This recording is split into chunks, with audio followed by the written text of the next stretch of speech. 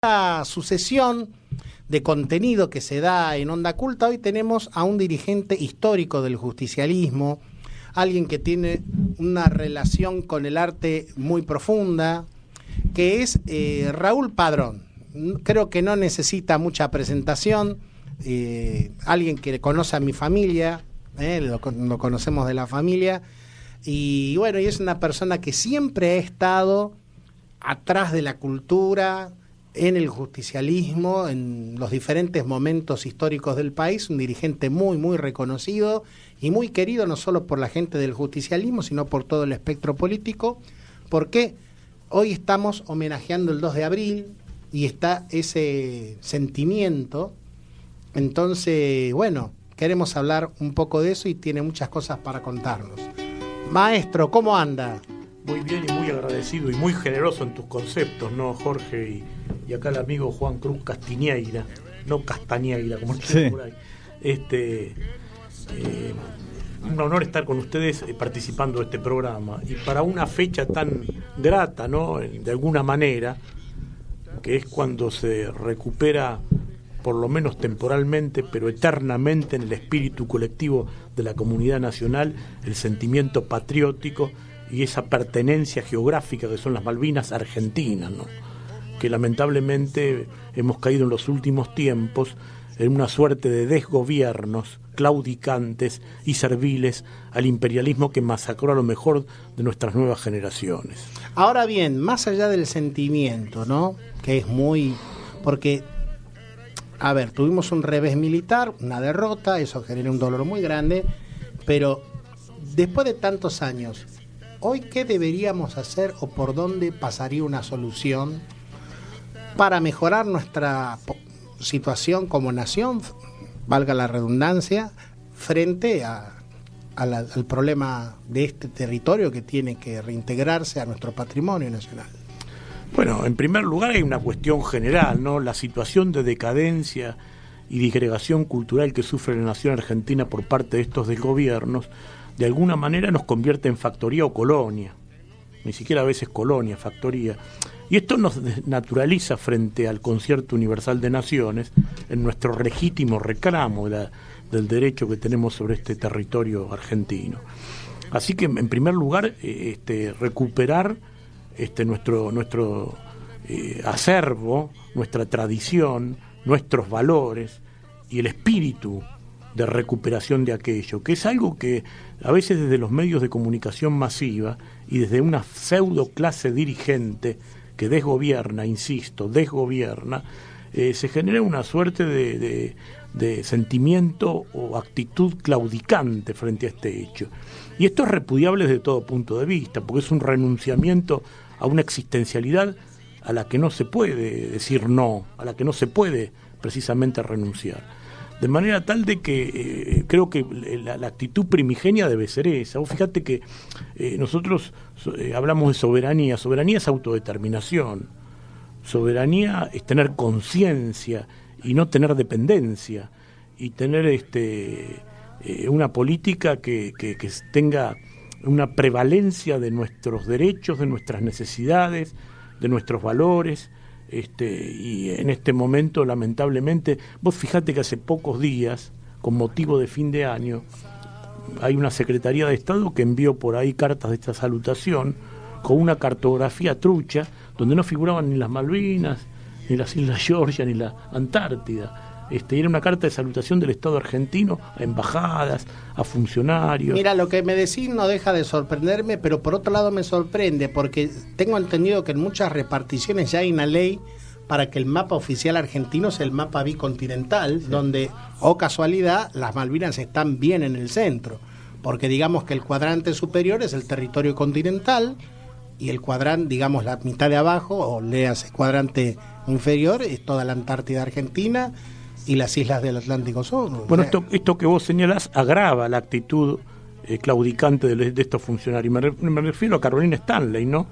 Que cuando envió la carta de salutación de fin de año fue una cartografía, un mapa, donde no figuran las Malvinas, que fue denostado públicamente después de manera posterior y bueno, como todos lo pudimos percibir en los medios de comunicación masiva, pero lamentablemente... No deja de ser extraño porque... Esto pinta de cuerpo entero, debe estar... Es gente que, a ver, tiene títulos, o sea... Sí, pero los títulos no alcanzan, ni menos... Pero es intencional todo esto, Raúl. Yo no sé, mira, cuando quitan el billete de Malvinas de 50 pesos con la efigie de Malvinas, esto también... O reemplazar próceres por animales, por ejemplo. Hay todo un... Pero eso por ahí no es algo tan... No, pero reemplazar a rosas por un guanaco es una cosa inaceptable. Yo soy muy rosista. Bueno, pero más allá de que seamos o no...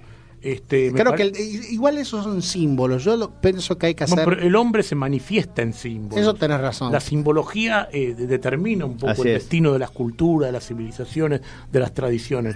No olvidemos que las grandes valores y las grandes tradiciones metafísicas están todas fundadas en simbolismo, ¿no? Sí. De manera tal de las representaciones. Por supuesto, y entonces de manera tal de que todo esto no es producto de la generación espontánea ni de la casualidad. Esto responde a un proceso de lavado de cerebro y reeducación mental que quieren imponernos desde afuera, no te quepa ninguna duda. Sí, ahí coincidimos mucho. El tema es que hay que cambiar las políticas, los medios de comunicación y la educación. Bueno, aquí no hay política educativa, ni pedagógica, ni cultural, ni hay hace muchos años, tampoco solamente este gobierno, lamentablemente. Por supuesto. Y digamos, con respecto a la desmalvinización, hay una cosa muy interesante que muy pocos argentinos saben. Una denuncia valiente que hiciste tú en plena dictadura en el año 82 por un contrabando de combustible, una triangulación no es contrabando en realidad. ¿Nos puedes explicar bien? En plena guerra de Malvinas se abasteció la flota británica energéticamente con fuel argentino.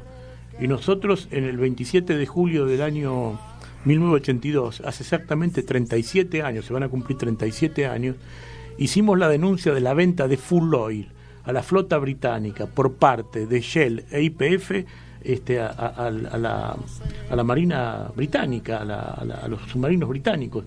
Y esto no es producto de la imaginación de nadie, hay documentación, están las boletas de embarque, y lo que constituía entonces, o que constituye, pero en el viejo artículo del 103 de la Constitución Nacional, de traición a la patria, ¿no?, que dice que es no solamente prestar ayuda armada o colaboración armada, sino logística, ayuda o socorro al enemigo o al aliado del enemigo. Aunque sea de modo pasivo. Claro. Y esta denuncia fue acompañada por un gran dirigente radical, Conrado Storani, y el fiscal Norberto Guantín. No, después adhirieron ellos. Originalmente nosotros hicimos la denuncia, porque yo en aquellos tiempos era director de una revista de información y doctrina que se llamaba Reafirmación, que tuvo una gran circulación. Repartíamos toda la zona norte. Sí, me acuerdo. Sacamos 30 y pico de números de esa revista. Era una publicación mensual de información en y esa doctrina. época, el 82, 83 años de mucha intensidad histórica, había tantas revistas, era había un mar de publicación. Un gran compromiso militante de la sociedad, de todas las ideologías, ¿no? Había una voluntad muy grande que ahora es transformadora. ¿Y en qué quedó esta denuncia, Raúl? Bueno, te explico. El tema es así. Había una disposición del Estado Nacional a partir del mes de noviembre de 1981, de restringir, mejor dicho, de prohibir todo tipo de exportación de hidrocarburos, porque había crisis energética. Ahora, lo extraño fue que empieza la guerra y se empieza a explotar full oil. ¿Cuál fue la motivación que generó esta variación en la política económico, comercial, financiera del Estado argentino? En la política de hidrocarburos, más claramente. El objeto era abastecer a la flota británica y se hacía a través, por ejemplo, de la empresa Shell, en un buque tanque que se llamaba Astra Cruz, que originalmente iba a Barbados el destino. Barbados es una ex colonia británica. En el Caribe. Claro, ex colonia británica, pero finalmente después lo derivaron a Nueva York, lo cual también era prestar ayuda o socorro al aliado del enemigo.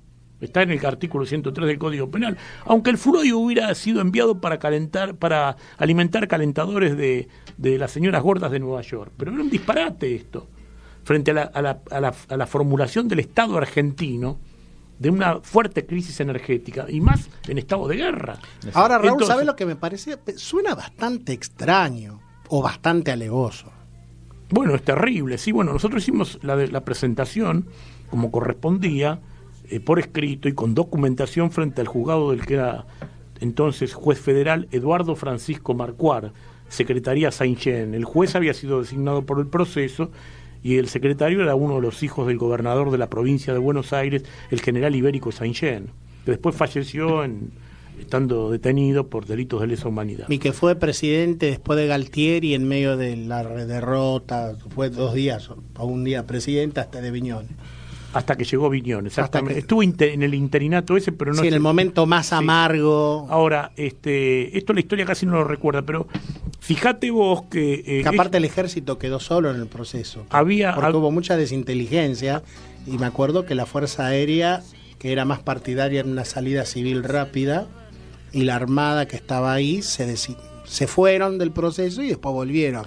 Fue una época fea. Ahí el tema y ahí se terminó la veda política, ¿te acordás, Raúl? Sí, por supuesto. Ahí el tema, fue la movilización que hizo Saúl Ubaldini también, eso aceleró la guerra de Malvinas, porque fue un pretexto para mantener estabilidad el gobierno de Galtieri.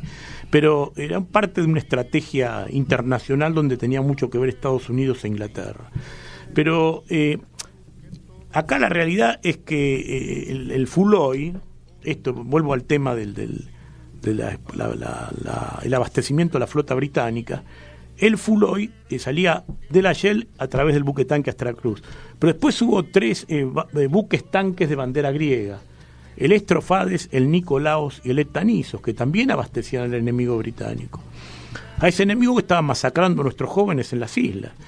Y después hubo una cantidad innumerable de buques tanque de bandera liberiana, a tal punto que uno de esos buques tanque fue hundido en las costas del Brasil por un Hércules 101, que no es un avión de guerra. Le arrojaron al submarino explosivos y hundieron un buque tanque liberiano, porque esos tanques no tienen defensa de ninguna naturaleza, son embarcaciones de carácter comercial. Desarmadas. Claro, absolutamente, no tienen ninguna poderío militar para defenderse, pero el episodio se generó y se produce desde un Hércules 101, es la reacción de las Fuerzas Armadas, de la Fuerza Aérea Argentina frente a semejante entrega. Y hay un episodio muy interesante para recordar, porque después, con el tiempo, el vicecomodoro ya retirado, Horacio Ricciardelli, manifestó que él fue testigo ocular y presencial de cuando un liberiano abastecía a los submarinos británicos, al submarino británico. Y bueno, esto después se hicieron diversas denuncias sucesivas, porque hubo muchos funcionarios implicados en este ilícito, y aparecía siempre como intermediaria de esta operación financiera de exportación de Fuloy argentino en plena guerra, una empresa alemana, la Metal Gesellschaft, se llamaba la empresa, Metal Gesellschaft. Pero después, indagando, esta empresa operaba a través de una empresa argentina llamada Isla Nueva, que estaba, su directorio tenía como domicilio la calle San Martín, acá de la capital federal, y el presidente de ese directorio era nada menos que quien había sido canciller de Jorge Rafael Videla, el vicealmirante Oscar Antonio Montes. Lo lamentable de todo esto es que después fue archivada esta causa, ¿no? Y que no hubo castigo. Pero lo que nosotros sí podemos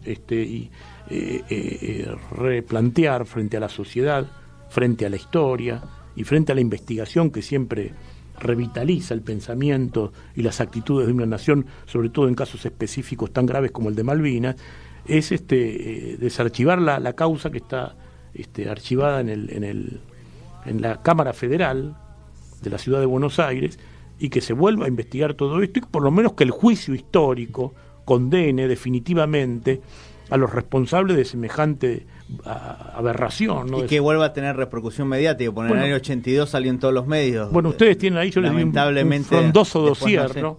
de recortes de diarios, porque esto tuvo trascendencia a tal punto que Viñones, antes de entregar el gobierno a Raúl Alfonsín, a través del brigadier Augusto Hughes, convocó una conferencia de prensa en el edificio Cóndor, donde convocó a todo el periodismo argentino, por lo menos a los más importantes medios de comunicación masiva, y desde esa conferencia de prensa el gobierno militar reconoció 13 ilícitos, donde hay todas cuestiones gravísimas. Los desaparecidos es el punto número 1, pero también está incluido entre esos 13 puntos de los ilícitos cometidos que reconocía el proceso, el abastecimiento de Fuloy a la flota británica por parte de Shell e YPF durante la guerra de Malvinas.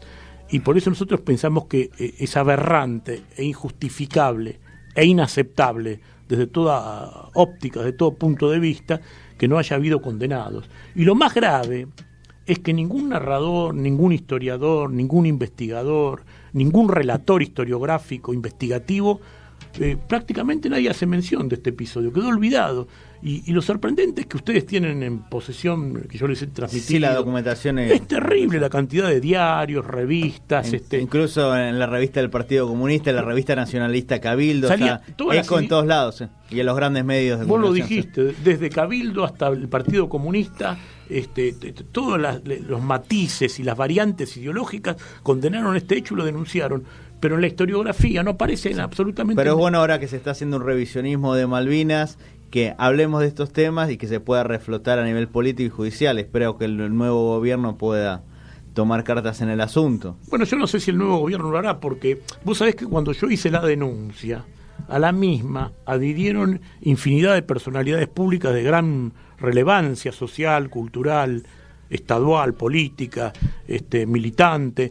Por ejemplo, adhirió, como vos bien señalabas hace un rato, el que era fiscal de la Cámara del Crimen en aquella circunstancia, que era Norberto Cuantín. Sí, que llegó secretario de Seguridad de Estado. Adhirió Alfonsín, que todavía no era presidente, ni sospechaba serlo seguramente, o por ahí tendría alguna intención. Adhirió Conrado Storani, el famoso catedrático nacionalista Adolfo Silenzi de Stani, especialista en régimen jurídico de los recursos naturales, en petróleo y energía, que denuncia precisamente este episodio diciendo en la revista 7 Días, ahí está en el dossier que yo te dejé, en la revista 7 Días, donde dice: ¿cómo puede ser que un país donde había prohibido la exportación de hidrocarburos por crisis energética, en plena guerra, levanta esa prohibición y saca semejante cantidad de fuloy para el exterior?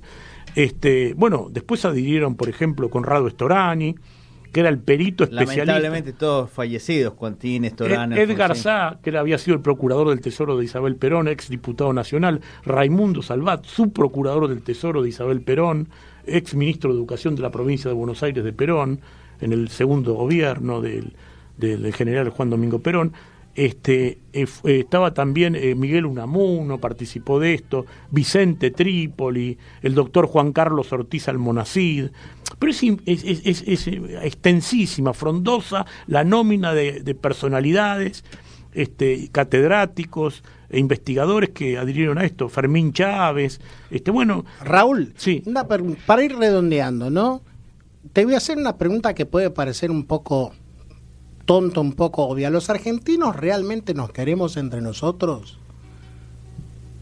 Bueno, lamentablemente yo pienso que todas las naciones de alguna manera existe una... ¿No te pensás que hay como una falta de... Alguna vez dijo... de confraternidad entre nosotros? Porque ya es grave esto, desde hace muchos San años. Agustín decía que el pueblo es la comunidad de afectos, ¿no? Somos un pueblo, evidentemente, y somos un pueblo con una tradición bien fundada, ¿no? Transmitida de España, basada en valores metafísicos trascendentes, de manera tal de que yo creo que existe un afecto y un sentimiento nacional y patriótico que quedó manifestado y expresado palmariamente en el episodio bélico de Malvinas. Ahora, lamentablemente hay un fomento, ¿no?, disgregatorio de determinadas ideologías y conductas estaduales, y sobre todo por estos últimos gobiernos, podríamos decir desde el punto de vista de la economía crematísticos, no más que están más vinculados a ese excremento del diablo, como decía el gran Giovanni Papini, que es el oro, ¿no? Aparte vos me decías qué delgado que estás, y bueno, yo estoy haciendo la dieta K y la dieta M, que son infalibles.